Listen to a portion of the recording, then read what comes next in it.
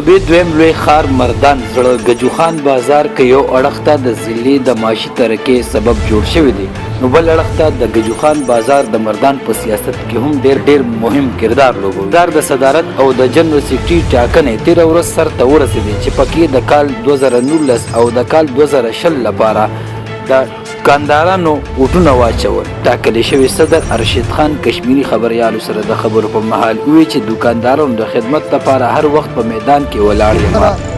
زمونږ دکاندارانو موږ ته څه خبره کړې ده نو هغه انشاءالله هغه موږ پوره کړي دي، او که د دې نه بعد نو دکاندارانو څه خبره وي څه مطالبه وي نو موږ د دې خلکو په سر باندې مشري کوو او د دې زموږ په کردار کې د دې خلکو ډېر غټ یو رول دی. نو انشاءالله چې د دکاندارانو څه خبره وي هغه موږ انشاءالله کوو. مشترکه د دې بازار دپاره خدمت کوو او دا زموږ ایمان انشاءالله دا موږ عبادت په شکل کې کوو. بازار د رجسټر دکاندارانو شمیر 1093 دی چې پکې 1500 پورې زنانه هم شامل دي. ټاکنې په ډېر دوستانه ماحول کې سرته ورسېدې چې پکې د جنرال سیکرټري لپاره ځوان دکاندار بخت منیر وټاکلی شو.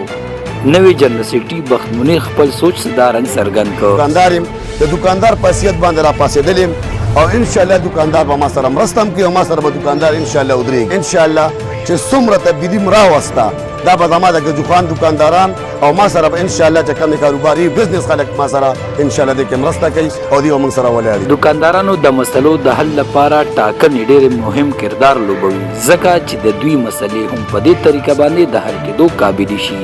بخت محمد، پښتو نیوز، مردان.